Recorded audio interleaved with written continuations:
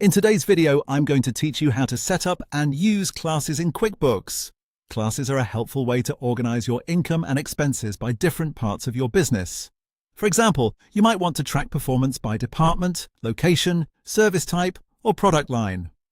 Once this feature is turned on, you'll be able to tag transactions and then run reports that give you a clearer view of how each area of your business is doing. To get started, the first thing you need to do is turn on class tracking.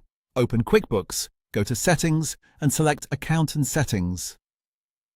From there, choose the Advanced tab on the left-hand menu. Look for the Categories section and click to edit it. Then turn on the option called Track Classes.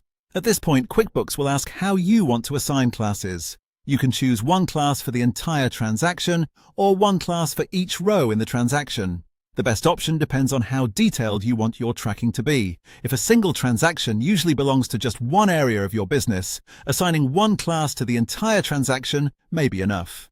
If you often split transactions across multiple areas, then assigning a class to each row gives you more flexibility. You can also turn on the warning that alerts you when a transaction hasn't been assigned a class. This is a useful setting if you want to avoid missing data.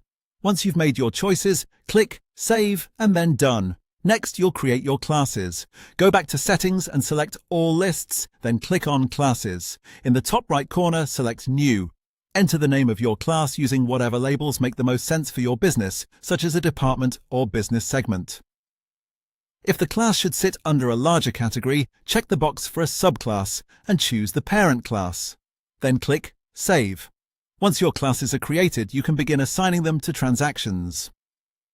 Open any transaction such as an expense, bill, or invoice. Find the class drop-down field. Depending on the option you selected earlier, this field will appear either near the top of the transaction or within each individual line item. Choose the appropriate class, then save the transaction. Finally, to see the value of all this work, go to the Reports tab on the left menu. In the search bar, type Profit and Loss by class or Sales by class detail. Open the report you want and then adjust the date range to review the information that matters most to you.